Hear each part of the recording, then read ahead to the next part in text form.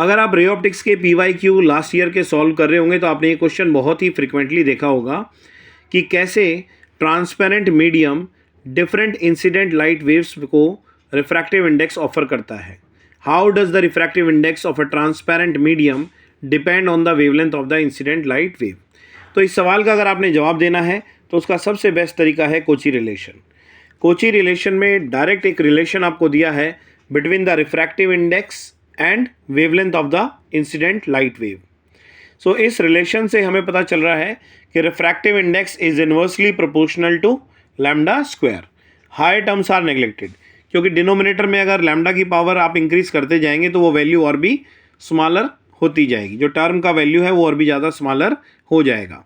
तो यहाँ से हमें पता चला कि रिफ्रैक्टिव इंडेक्स जो है वो वेवलेंथ के स्क्वायर के इन्वर्सली प्रोपोर्शनल है। तो इसका मतलब ये हुआ कि जिस लाइट वेव की वेवलेंथ ज़्यादा होगी उसके लिए रिफ्रैक्टिव इंडेक्स स्मॉल होगा। फॉर एग्जांपल अगर हम कंपेयर करते हैं वॉयलेट कलर को और रेड कलर को, तो हमें पता है रेड कलर की वेवलेंथ जो होती है वो वॉयलेट कलर से ज़्यादा होती है। अगर रेड कलर की वेवलेंथ वॉयलेट कलर से ज़्यादा है तो इसका मतलब refractive index of red colour is less than the refractive index of violet colour. अब यहाँ से हमें पता चला कि रेड कलर के लिए रिफ्रैक्टिव इंडेक्स लेस ऑफर होगा और वॉयलेट कलर के लिए ज़्यादा होगा। अब इसी को आप और भी ज़्यादा डेप्थ में जाना चाहें तो आप इसको एंगल ऑफ डेविएशन से भी कंपेयर कर सकते हैं। जैसे हम देखते हैं थिन प्रिज्म फार्मूला, तो थिन प्रिज्म फार्मूला के अकॉर्डिंग जो डेल्टा है उसका फार्मूला है μ-1 into A is angle of prism, mu is refractive index and delta is angle of deviation. इसका मतलब ये हुआ कि जिसका रिफ्रैक्टिव इंडेक्स लार्ज होगा उसका एंगल ऑफ डेविएशन भी लार्ज होगा।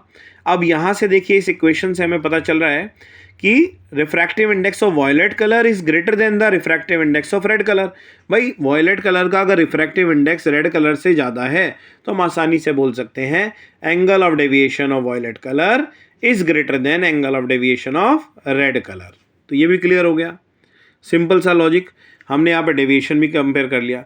अगर मान लीजिए इसी का और क्वेश्चन आ जाए कि भाई फोकल लेंथ भी कंपेयर करके दिखा दो, तो फोकल लेंथ का आपको लेंस मेकर फार्मूला पता ही है, 1/f equal to μ2/μ1 minus 1/r1 minus 1/r2। तो यहाँ से भी क्लियर हो गया कि भाई जिसका रिफ्रैक्टिव इंडेक्स लार्जर होगा, अगर मीडियम का रिफ्रैक्टिव इंडेक्स लार्जर है तो उसकी फोकल लेंथ क्या होगी, स्मॉलर होगी।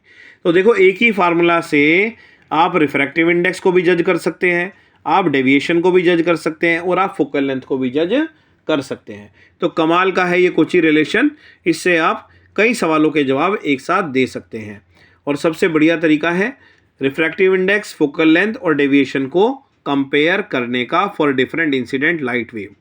आई होप ये आपको समझ में आया होगा। इसी तरह के और भी इम्पोर्टेंट क्वेश्चंस समझने के लिए फिजिक्स लव चैनल को सब्सक्राइब करें।